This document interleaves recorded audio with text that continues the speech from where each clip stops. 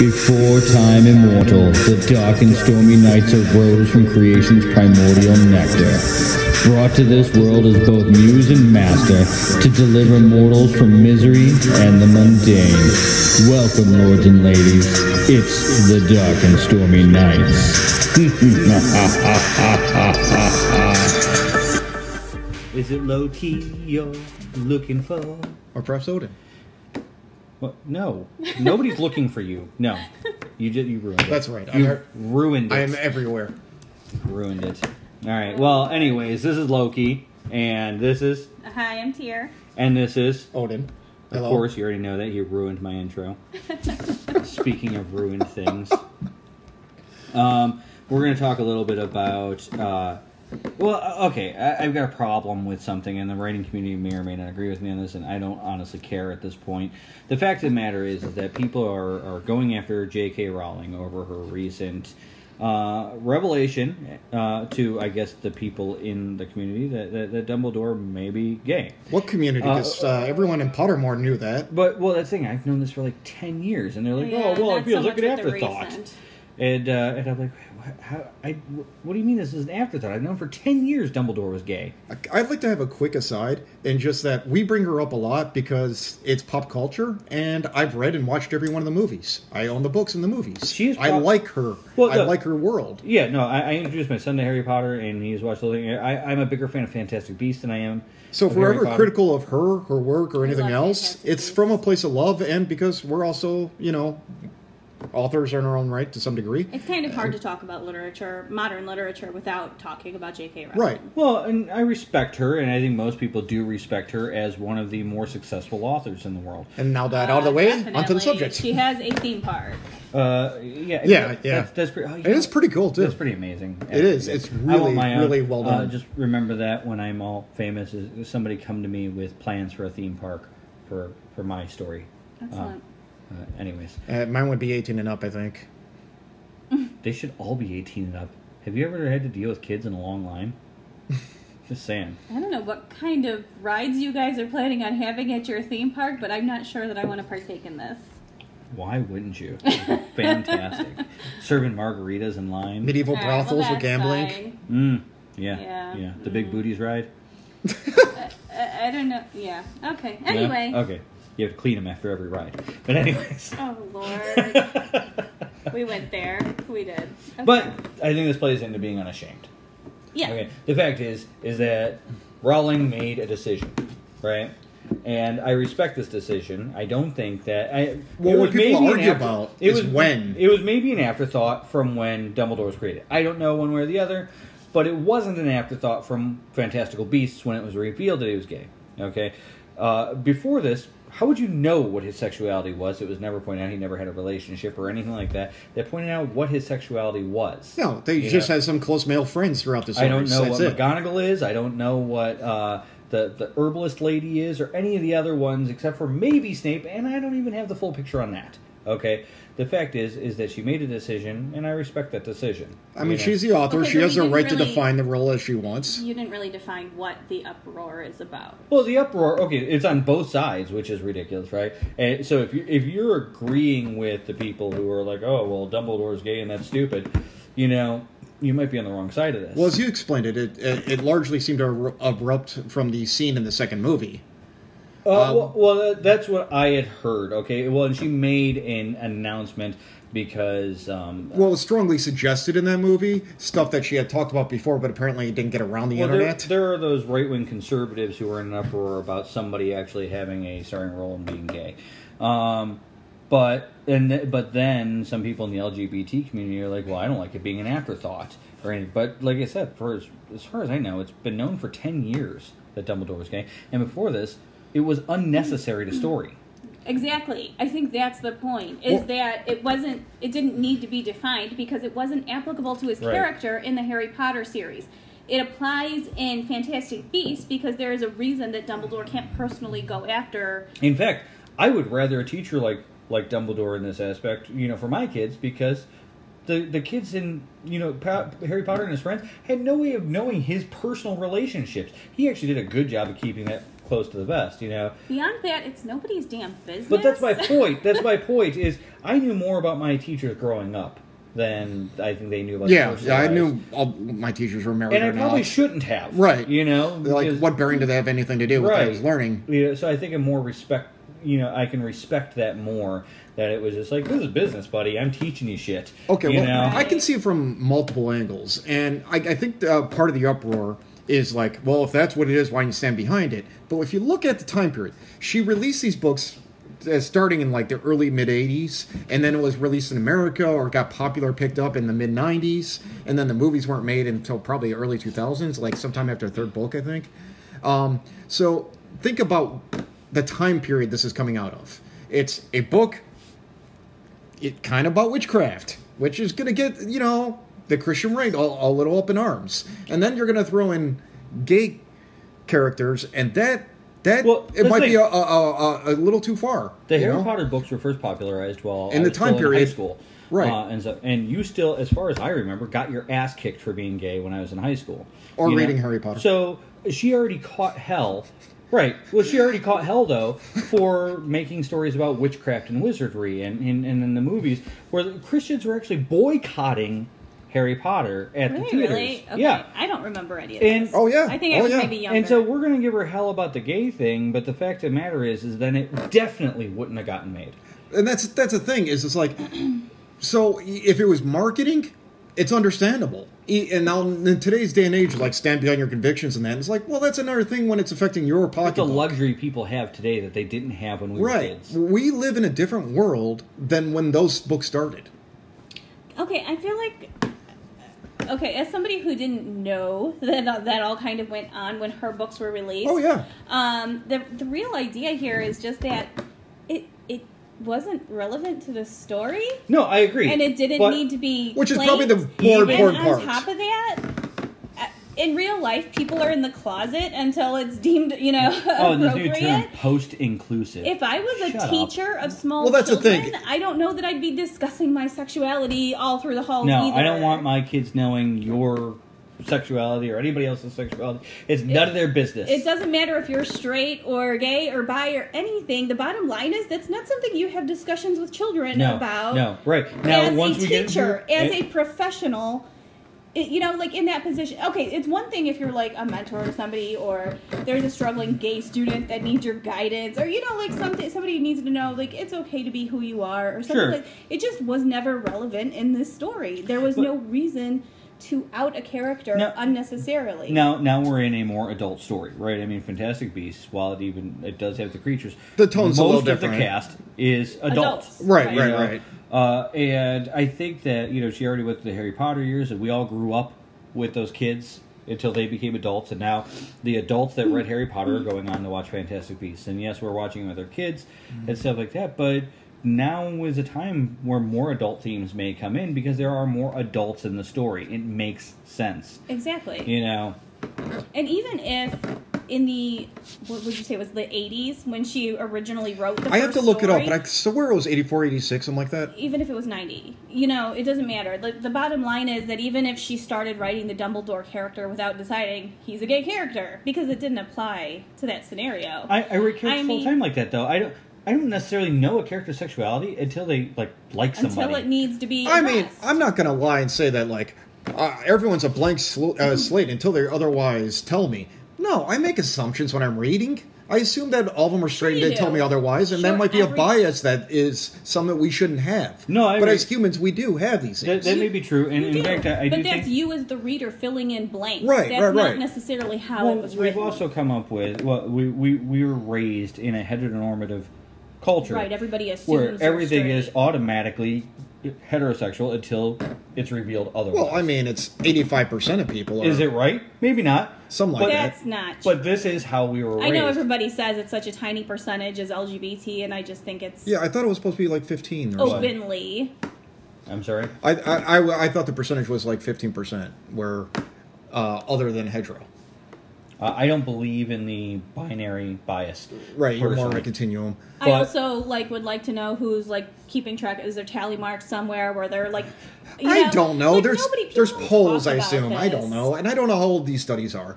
I'm just saying is that generally, unless there's evidence otherwise, you just assume. There's polls that they're running, and then they're never even, I make no assumption whatsoever. You are what you are. Mm-hmm. You know? I mean, I also don't care. I don't give a shit. You like what you like. That's why, like, when people are like, you have shocking information about my relationship, I don't care. I just don't. I don't care. Is it important to a story that I'll be interested in? Because otherwise I don't care. Well, that brings up another point, though, and that is the whole concept of death of the author. That your book is the beginning, middle, and end of all you have to say about a character, about a world, about anything until you make a sequel. And that is part of the shit that she's getting. However, because she is saying some of this outside of the stories. I think she feels in interviews, Pottermore. I think she feels she needs to clarify. And I think that her stories are bigger than the written word. You know, well, sure. It's like Tolkien. You have all kinds of stuff sitting on your desk that never make it into a book. Tons of source material. I feel like every writer has all sorts of things that they've written that never make it into the story. But the whole concept of death of the author is that the only thing to define a book is the book. Yeah. Everything else is not canon. No, I disagree. I think that there's plenty of periphery that's acceptable. You know, I like the idea of the websites, comic books, I think that if it was important, it needs to get in the book. It all can work together. I don't care. The book was written to the extent that it needed to be written. Once it was released out into the world, everything else that was plugged into, the assumptions and all that were made by the readers. I agree. Right. So the fact is that it's not necessarily determined whether Dumbledore was gay or straight or bi or whatever. And she has the ability to revise at any time that she wants to publish something. Well, what? I'm saying is, like you were saying, as long as the character is open and it's undefined, right. She can always she can define it for the first time in any free which she did in Fantastic Beasts, and it was a completely legal move. The thing is that, as you said, everybody assumes that everybody is straight because we live in a heteronormative society. I don't think she actually spelled it out. She strongly suggested in that movie. No, like I said, I think she said it 10 years ago. Well spelled out. Or I'd heard it 10 years ago. Confirm. And now it's becoming a defining thing, and it's just like, why is this a big deal? You know?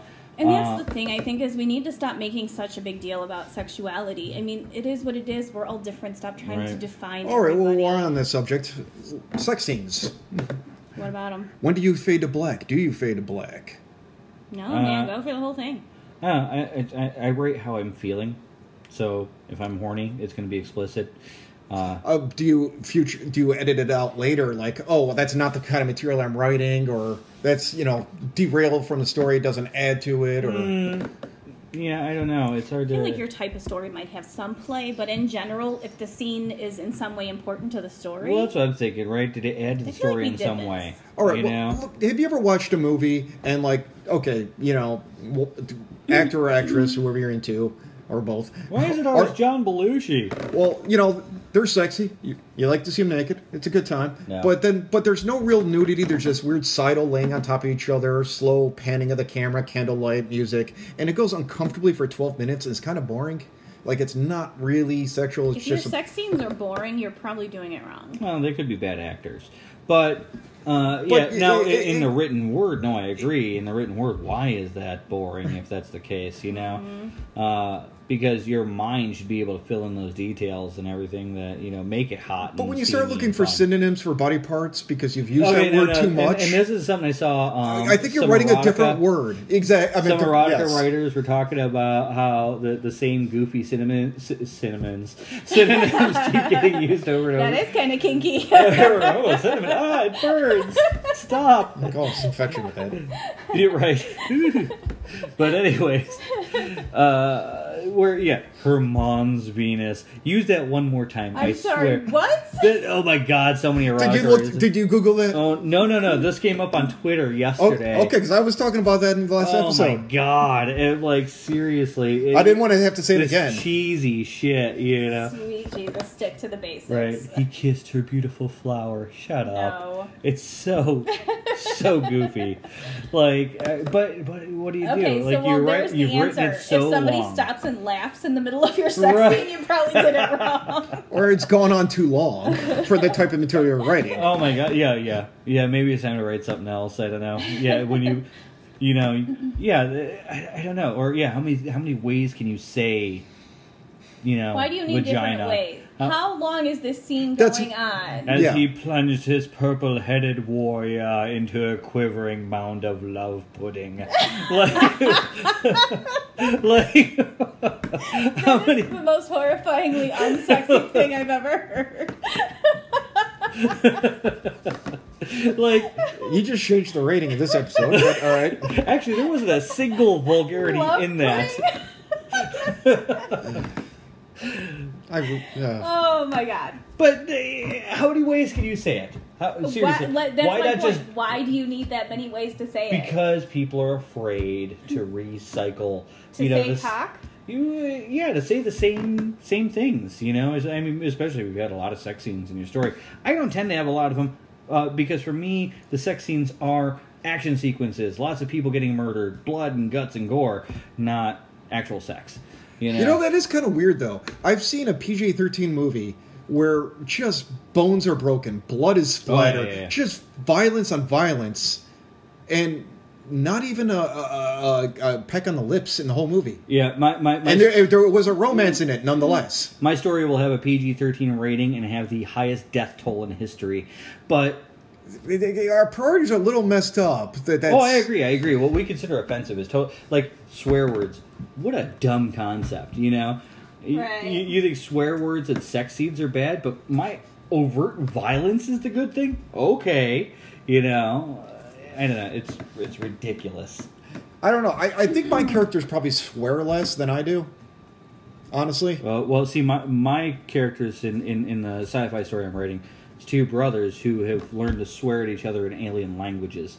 So... Yeah, but then it's masked, and it's kind of humorous. I use swear words liberally and frequently. That's redundant. But everywhere. They're, vulgar freaking swear More words. in your story than in real life? It's like Frank's Red Hot, you put that shit on everything? Exactly. Yeah. I don't think I've ever written a story that didn't have swear words in it. I'm not saying that it doesn't have them. I don't hold back. But I honestly think I do swear less, and I don't know. To me, it just reads better. I don't know. See, but it's expressive. It is, and it's hard not to use it.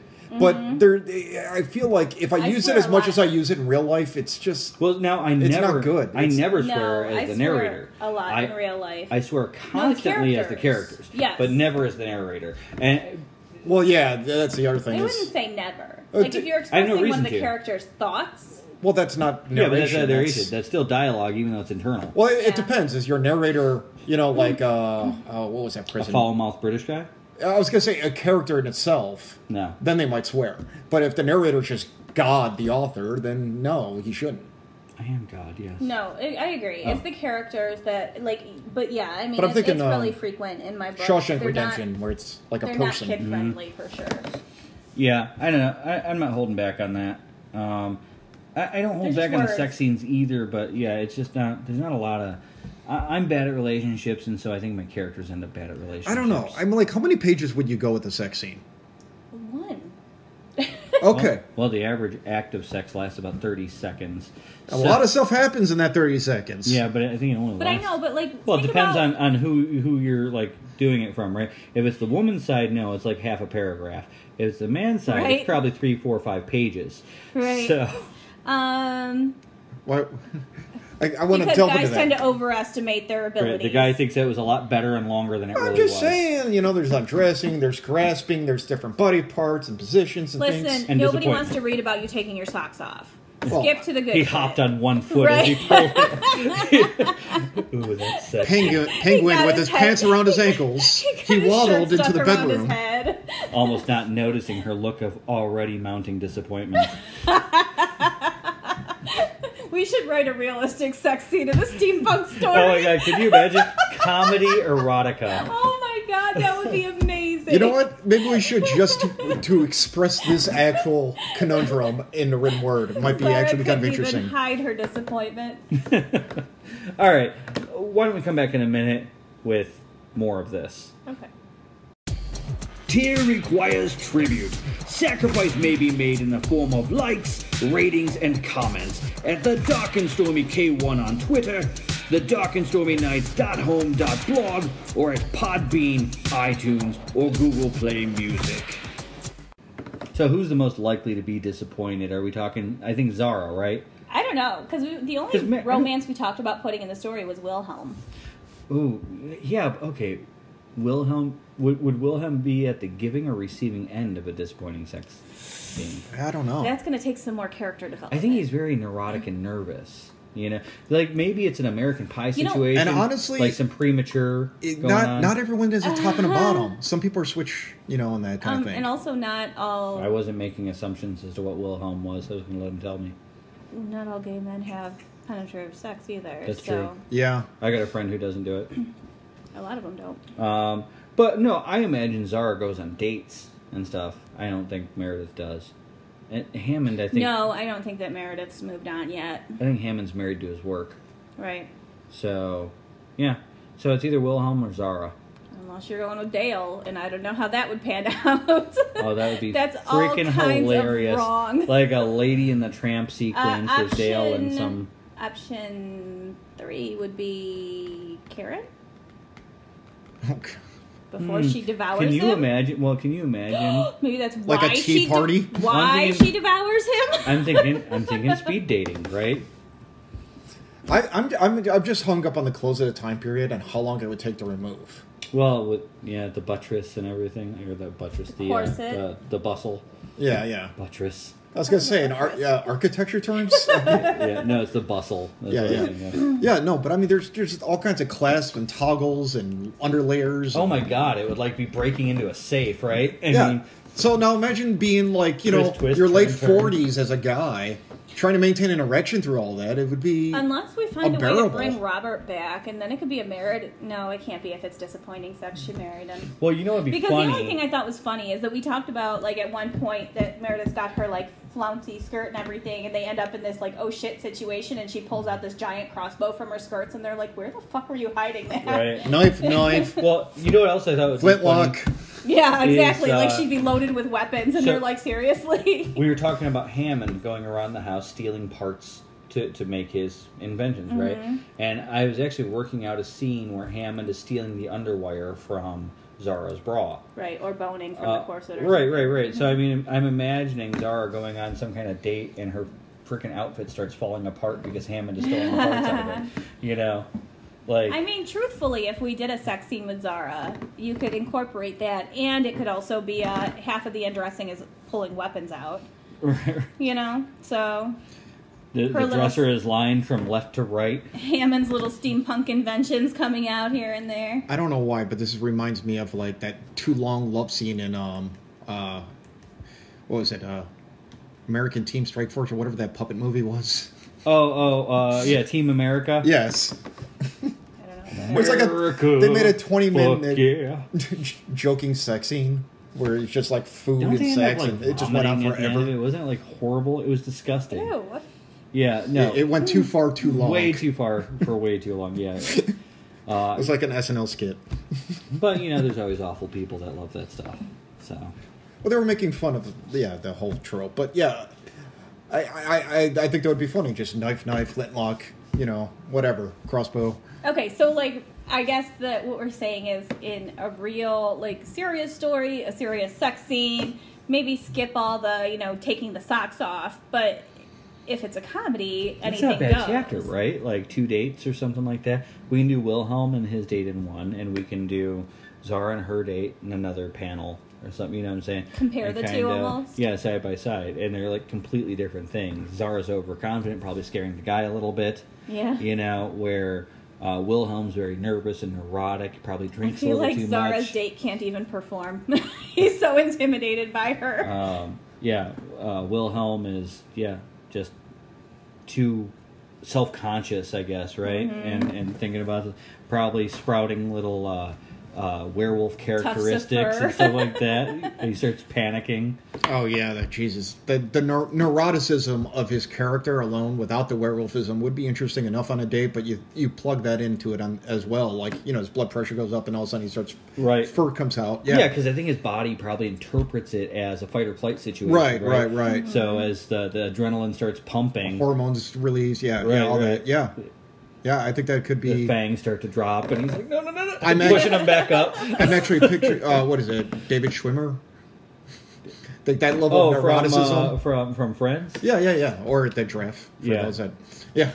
I could see that level of neuroticism in that character. Oh, Melman. I like Niles Crane, though. From Madagascar. Yeah, okay. I hated people... I like Frasier. Frasier was a great show. I hated it, but I like Niles. Back when sitcoms were a thing. Too. So, or Abe Sapien. Mm-hmm. He played that? He did the voice. There was a different actor in the suit, but he did the voice. Okay. Anyway, moving on. Yeah. So I think that's a good idea. I think the whole date thing. But so I guess Unashamed, right? So where do we stop with it? Do we go all the way? Do you give the dirty details? I'm not sure it's going to go all the way for either of them, to be honest with you. Yeah, I feel like maybe they epically collapse before it actually happens. For two different reasons. Two completely different reasons. Here we go. Do we include a third date, though? Do we maybe have, like, Jennifer or something on the bad guys team on a date, too? Well, yeah, it could be a whole, like, chapter of mini dates. But I think that what's interesting here is that you just broached, if you're aware of it or not, is we were talking about what you feel comfortable writing about. And here we go to now we're talking about a gay character having gay sex as a straight male. That might be a little difficult, but I mean, as a male, I can know what some of it would be like, and some of it I won't know. I'll have to imagine. Well, you know what I mean? He would grind into his partner's Mons Venus. Oh, Jesus. But you know what I'm saying is, I'm going to say no what's the guy on that one. Okay, so here's the thing. It wouldn't be a Venus. His Mondo penis. It would It'd be Mons something else. Mons Mars, I guess? Mondo penis. Oh my gosh, so much no. I have to look up Mons now to make sure. I'm kind of non-discriminate when it comes to romance, so I have read plenty of gay romance, and I can guide this sex scene if it becomes necessary, but I kind of feel like the date would collapse before they quite made it there. Yeah, I'm not sure. Yeah, just because of his neuroticism. And like I said, I think like Zara's intimidating to guys, which, we're talking Victorian age men, possibly low middle social class or whatever. Yeah. For her or what have you. So they're going to be, put off by a woman who's strong. Well, then she needs nobles because they'll pay for that. And so... No, but she's not an obedient woman. Bitch. Okay, this is a time period where they're looking for a demure, feminine, obedient woman, and Zara in their is home, the opposite. but they don't go to clubs for that. That's what I'm saying. Yeah, it's a delicacy to have a woman call them a bitch and beat their ass, but you don't take that home. You don't keep dating that. Smack me with that branch of not fire. Truly, if she's going to end up with I'd somebody, marry her ass, but Jesus, I feel like Wilhelm would maybe bust into a werewolf before he ever has the chance. Like he has to go running out of there. He's covering his face. Yeah, like Teen Wolf. Or maybe. Yes, exactly. Yeah, he throws the napkin over his head or whatever to cover the transformation. He's in the bathroom for 12 minutes. What are you doing in there? No, I mean, even if they made it back to one of their homes or whatever, and he just, has to bail before, the tail sprouts. See, and then by the end of this episode, we have to have him and Zara meet before they even, go in the house. Oh, there's an uncomfortable story. They run into each other. And they're both disheveled. And... That's funny. That's funny. Like a walk of shame kind of crossing in the streets. But they both approach the house from opposite sides. They look at each other. They just turn towards the house and walk in. Yeah, they're don't even talk about it. I hear people talk about this on the radio a lot. Like, they're embarrassed to defecate on a date. Especially at somebody's apartment or house or whatever. How much is she paying me? What? I meant in the appropriate room. Oh, okay. Not with like rubber sheets, not that kind. Jesus. But the point is, this is Victorian area, so there's gonna be a porcelain pot somewhere, an outhouse, maybe, depending. I don't know. What did London have? If you guys know, call us. There's message us. Let us know. There's a lot of squatting over fine china, but the point is that okay, you went to a room. Shit in a bowl. You squatted, yeah, okay. Not one that flushes. Well, more of a vase thing, but yeah. A vase. Shit in a vase. Right. That's amazing. Okay, but here's the problem. So you went to someone else's place, use that. You crapped in their vase. You cannot flush that. That's true. You can't grab it and walk out with it and be like, excuse me a moment, while I take this nasty-smelling thing that I pretended not to do. So you have to leave your evidence there. There's no denying it happened. Or you can pitch it out the window, possibly hit the neighbor. That's probably what you'd have to do, yeah. Which was common in the Middle Ages. Hitting the neighbor? That too. It's a couple of hours for a date. Why is this? Because it happens. It depends on what you eat. You don't know what you're feeling that day. Avoid milk products. I'm just saying. Well, for me, anyways. It just never occurred to me. Like, oh my god, that'd be horrible. Yeah. Excuse me while I powder my nose. And then we really do. This just foul. Take the bathroom for granted. Yes. Do we though? I mean, I feel like we know that it would suck if we didn't have. I mean, one. you definitely right nowadays. You go to the bathroom before you go back to somebody's house because you can wreck the bathroom at the at the restaurant. Just don't wreck her bathroom, and it's okay because the minute that wafts out, the date's over, So is this a thing that people truly? I've never been neurotic about it. I mean, having gas on the first couple of days would be an issue. You want to disguise that or hold that back. But beyond that, no, I never really cared. It's like, yeah, I had to use the bathroom. All right, just deal. I mean, I'm a human. You don't want to stink up the place, and obviously not their place, but... A lot of fiber, adjust your schedule weeks in advance. So I suppose my advice is maybe don't discuss bathrooms in a realistic sex scene. But a comedy, it could be great. That's what I was saying, man. Just running around with this pottery and... Loaded gun or whatever. Oh, Lordy. Especially a neurotic character. You know that his stomach is going to be upset. He's got some grumblies going. Mm-hmm. I'm just saying. It goes from bad to worse. Then the fur comes out. Oh, yeah. This is a building thing, right? We can really... Oh, my God. This can go way over. I changed my mind. I'm not writing Wilhelm sex scene. This is all you guys. So, well, I feel like Wilhelm would have his fiber under control. So yes, I feel like Wilhelm would be getting his bran every day. Right, yeah, definitely. You gotta fiber control. Mm-hmm. So, he's a gentleman after all. Right, exactly. So... I like it. I'm just thinking that maybe the Jennifer having her date at the same time might be a thing. So no, I like the idea of them passing as they come back in the house, and neither one wanted to discuss it. Like the eyes meet, and they look away, and they just walk in. Right. But I'm saying on the villain side. On the villain side, Jennifer's having a date. Date? So. Oh. Well. And is she going to kill him at the end? Jennifer's manipulative. She might be dating somebody that has something she wants. Utility,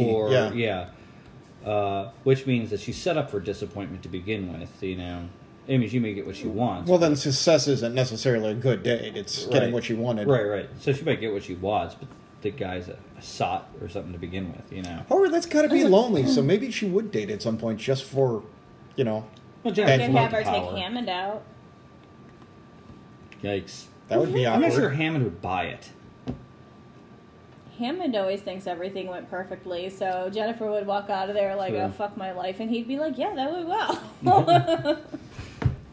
And then he empties the silverware out of his pockets and everything. Right. I don't know, but he is a short character. Why is he turning into a klepto? I mean, wasn't he like 5'2" or something, we said? We all do what we he's short. Yeah, he's like 5'2". So, I mean, he might actually be self-conscious about that and assume that, it's never going right. Like, he might be confident in his tools and in his trade, but I don't know if he is in his love life. I don't know. I think that ultimately, if we can come up with a good date for Jennifer, by all means, we throw it in there.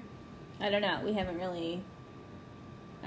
I don't know how to make it funny. She's kind of a serious character. If this is after, Karen and everything like that, we could have Karen speed dating in another sequence. That would be funny. Is she just looking to eat, or is she just looking for love? We did say that Karen demons need love? Why not have both? She would be actively trying to track down Wilhelm. She's trying to lure him in. Before she becomes the secretary, or whatever. I thought you were talking about after, when she has an established life and she's well fed. That's what I'm thinking. If we're going to do it before she is established as secretary, she'll try and date Wilhelm, but Wilhelm wouldn't have any part of that right from the beginning. Right. I think he'd try and let her down easily. Just like, no, you're just not my type. Nothing personal, whatever. I think that he would run and hide. We can be friendsies though. Yeah, I can see that. Maybe, yeah. I don't know. Not that Karen would take direct offense. I think that she would just go on the offensive, I think that she would be getting frustrated, especially if she is bound to. Yeah, she has to complete the contract or whatever, and then how do you complete the contract when that's not how it's going to work? you know? Right. And I mean, her entire ability is kind of to lure men in, so... Well, that's the thing. I think the one, if we were to do this, the one successful sex scene would be Jennifer.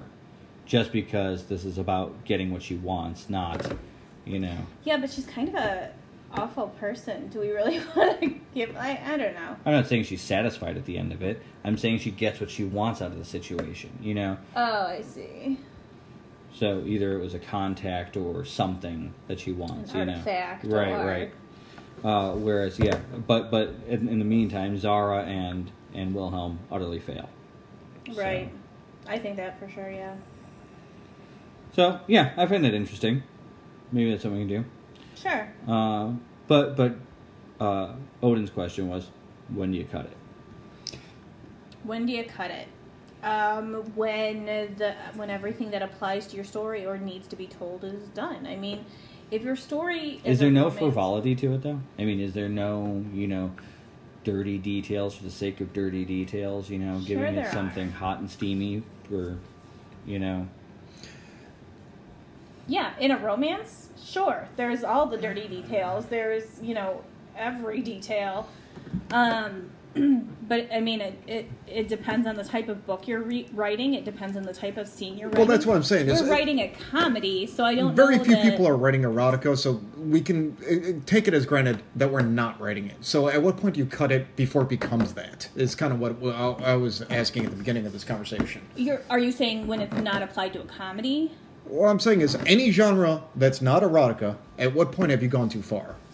Seen plenty of things that weren't erotica and still had full-on sex scenes in them. Sci-fi has sex all over. Oh my god, we were talking about Altered Carbon. There is full-on Well, yeah, but that's a show. I don't think the book has as detailed what's the other one sex. I was watching? Sense8.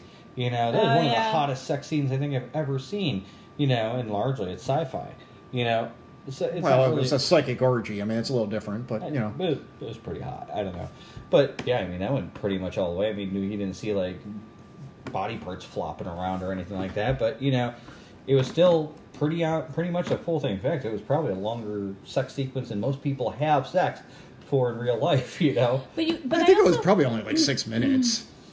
I feel like sex scenes can still contribute to the story even when it's not a romance. You know what I'm saying? Like, sure. There can be character development in there. There can be almost like a backstory, like telling more. Is your character insecure, or are they overconfident, or are they looking for an emotional connection, or are they afraid of creating an emotional connection? There's a lot of that can be conveyed about your characters through a sex scene, even as it doesn't apply to the sex scene itself. You know what I'm saying? Well, I feel like we're doing that a little bit with Wilhelm and Zara if we go ahead and do this sequence we talked about, right. Even though the sex scene never comes to completion.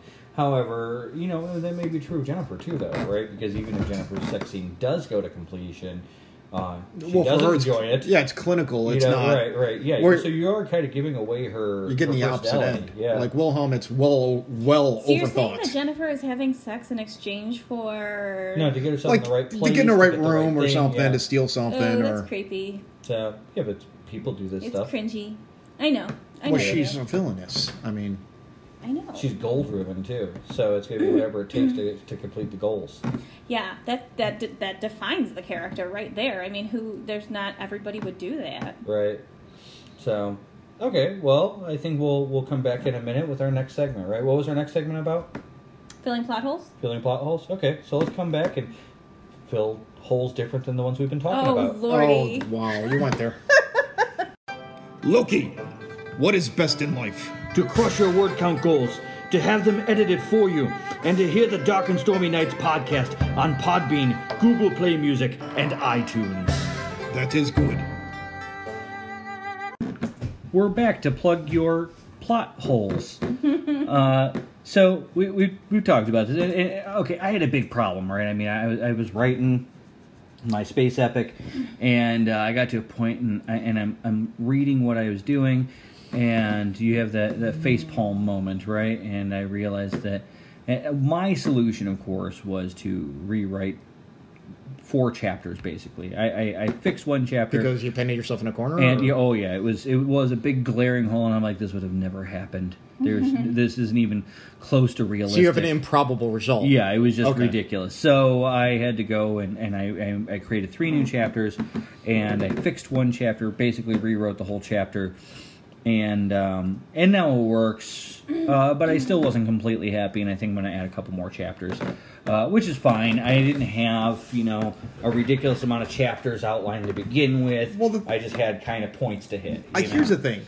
If you're someone like Stephen King, who so has a formula of your own, even if you're not writing to formula, but you're so prolific, you can't help but write a perfect formula story without having to revise it 80,000 times. I don't know. Maybe he does. Maybe he's neurotic. I don't know. But I assume at this point he knows what he's doing and he doesn't run into these traps. But for the normal person, an outline, an even bigger outline, is still not the same as writing. If you outline so much that you don't have to go back and fix it, you're at that point writing. You know what I mean? Yeah. Well, okay. I've got points to hit, right? So I think I have 36 points that have to be hit. That's a big outline. It's not a big outline because they're a sentence a piece, It's just that I know that this has to happen, this has to happen, this has to happen on down the line, right? In order for it all to make sense. And that didn't turn out to be enough information, right? Because I still fell into a hole.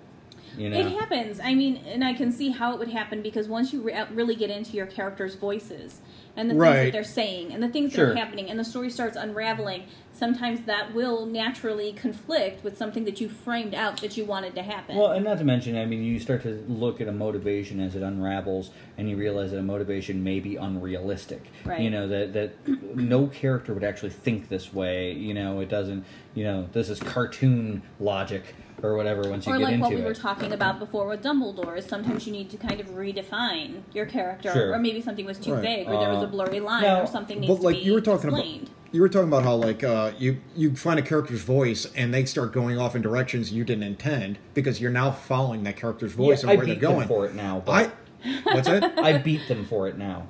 Oh, no. I let them have reign. Let them flow. Yes, I love that. I am supreme leader. But, but that's not all how you control the environment.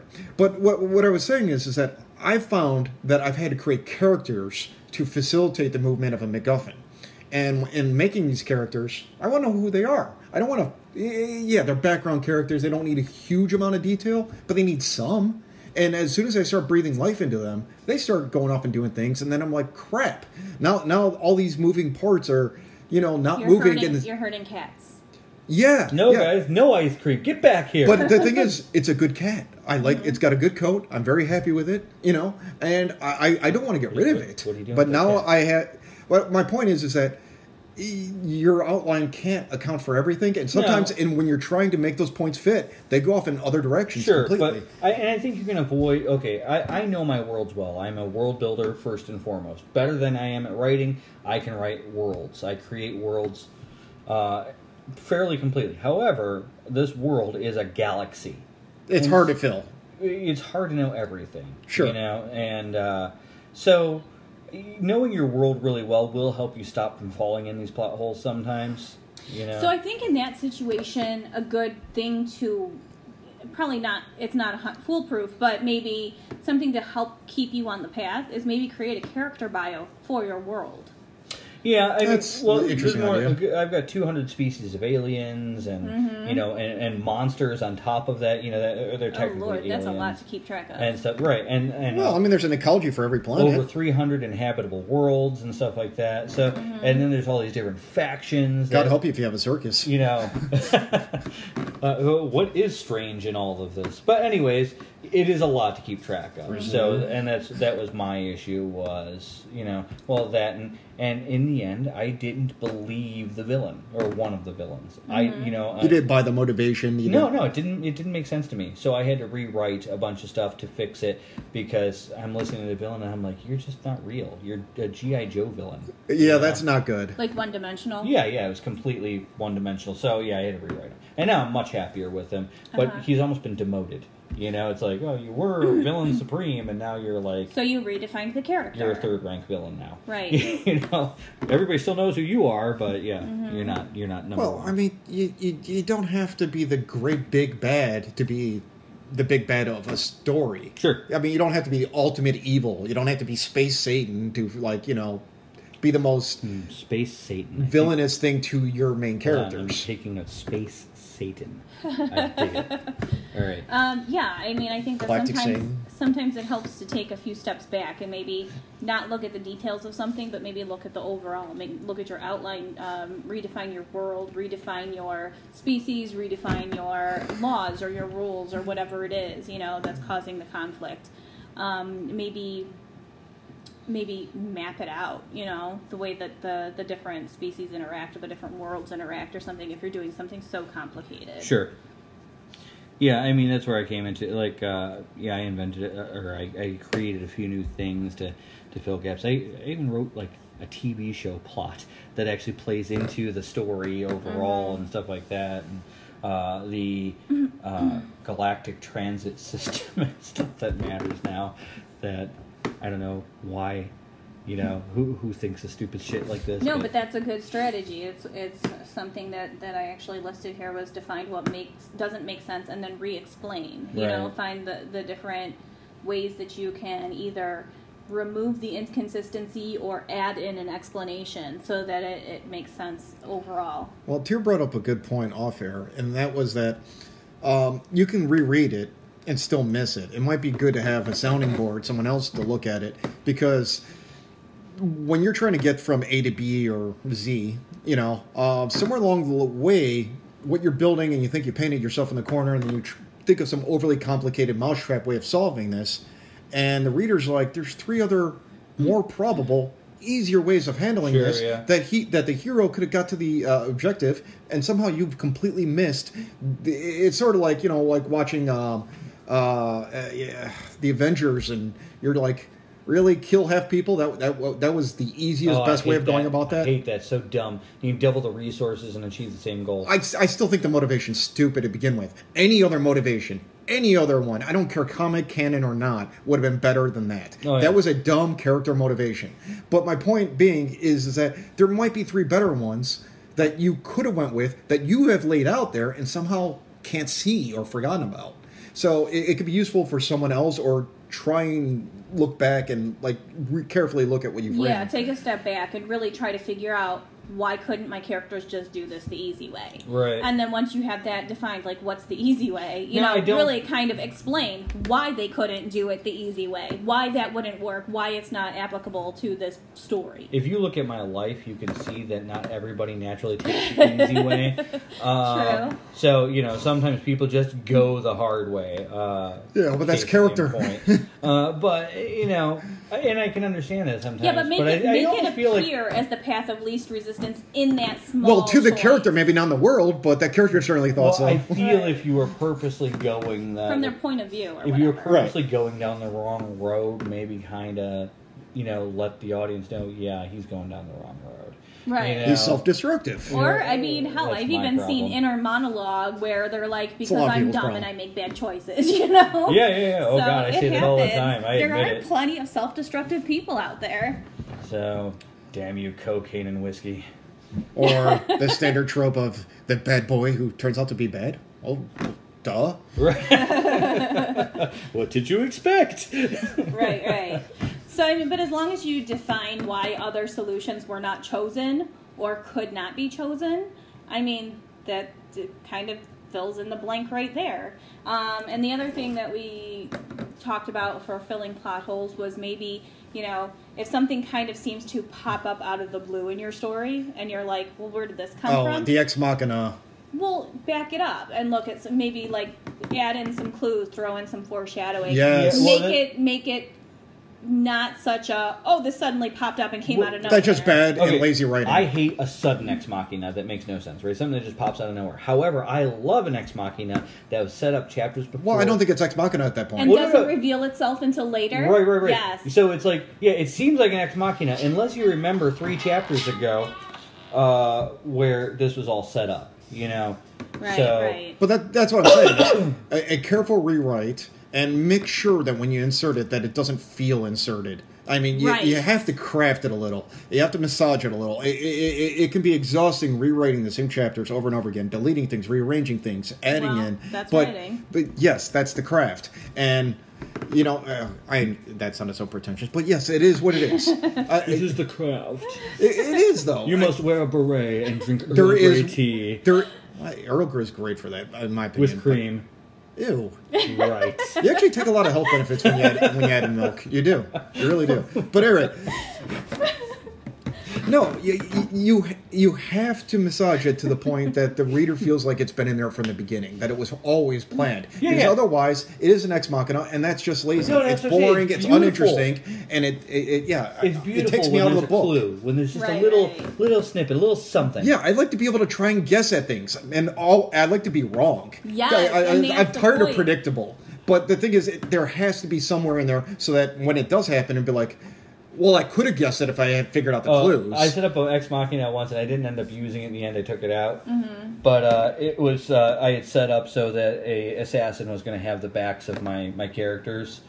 But it was like, you know, chapters later, this guy comes back to help them, and it was all set up and everything like that. But instead of writing it out all together, he gets killed before he makes it there. What? The assassin is supposed to show up to help them, the crew get away and stuff like that. Right. But instead, he ends up... Oh, so you removed the whole... Instead of just removing the whole thing, he gets killed first so he doesn't make it. So you had the cavalry coming over the hill, all set up, and then he just dies on the hill. So plot twist. So, yeah. Yeah, that's fun. But... So the foreshadowing kind of let you get the build up, and then it's much like Wilhelm and Zara's date. It never quite makes to the satisfying point where it actually takes over. Right. I mean, I don't know. Yeah, I don't know. It's a what do you call it? You blue ball the reader. I was just thinking that. You know? Yeah. Eventually, you got to have payoff. Right. Well, yeah. Well, I mean, the overall story. I think that the secondary actions like that. Did they find their resolution? Oh, they barely get away. You know, they're limping away and stuff like that. All right. Well, that makes it a little less predictable to the reader, which is good. They're expecting help, and then the help never comes because the help's dead. Yeah, like you know. See, that's a fun read, though. But that's another way of getting around the foreshadowing, making the story predictable, which is probably why some people use Ex Machina is red herrings. More often using your detective stories and that, which is its own thing. I mean, you almost have to write from the end to the beginning. Yeah, it's very difficult. That's a whole different thing. But I think a red herring is useful in a normal story, just as a foreshadowing that doesn't pay off the way you expect, to make the story less predictable. Yeah, I like throwing off the reader. I don't like lying to the reader, but I like throwing them off a little bit. Mislead a little. Yeah, you can give the facts and everything, but the facts don't necessarily pan out to what you think it does. Yeah. You know? So you can have something that is also has the payoff of an Ex Machina without being Ex Machina, and that cheesiness for that, and at the same token doesn't make it as predictable as foreshadowing would normally lead. I think it's the balance of these things that would make a good story. Right. Or maybe having like unpredictable characters that really could kind of just derail the story in some way, or like the plot line in some way. You know? Right. Yeah, I know. I like the unpredictability, but it should still make sense.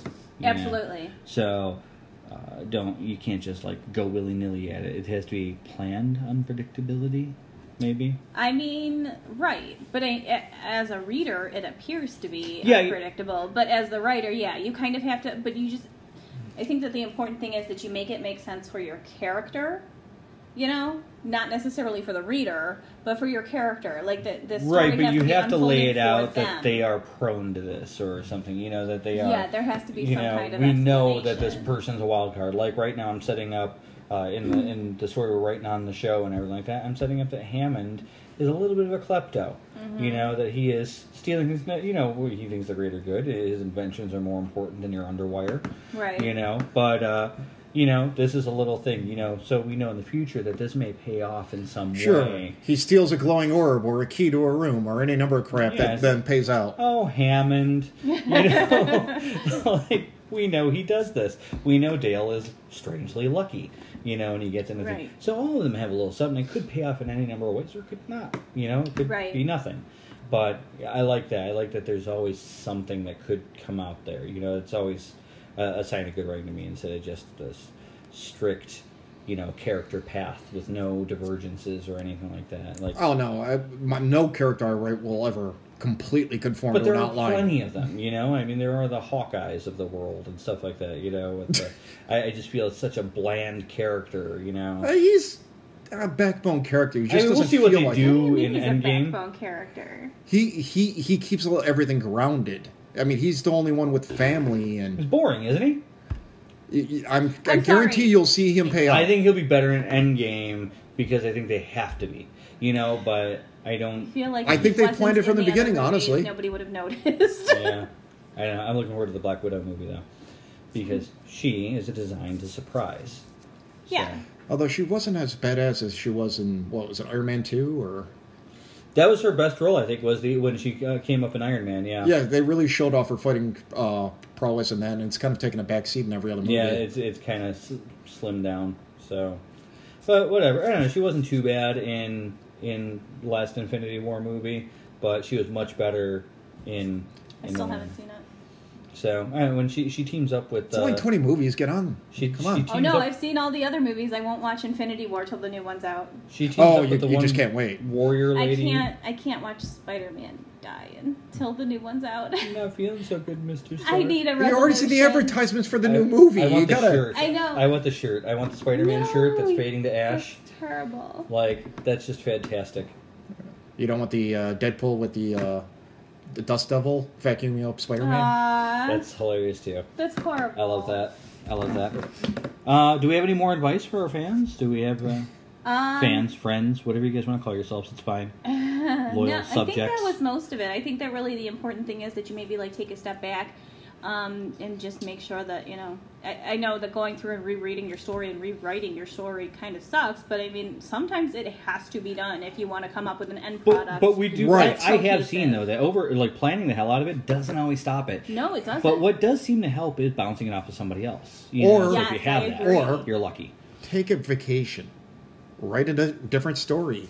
Go watch some TV. Do something else. Because you can actually get burnt out on your own thing to the point you don't even like your story anymore. Right. That's true. And to the point where you're overlooking details. I've been there. I've had to take weeks off of writing and stuff because I was getting there. But, all right. Well, I want you guys to remember you can join us every Friday. We're going to upload new shows every Friday. Right, guys? Mm-hmm. And hope to see you next week. All right. Take care. Greetings, dames and knights. If you like what we do, follow us on Twitter at thedarkandstormyk1 or our website at thedarkandstormyknights.home.blog. Or you can rate us on Podbean, Google Play Music, or iTunes.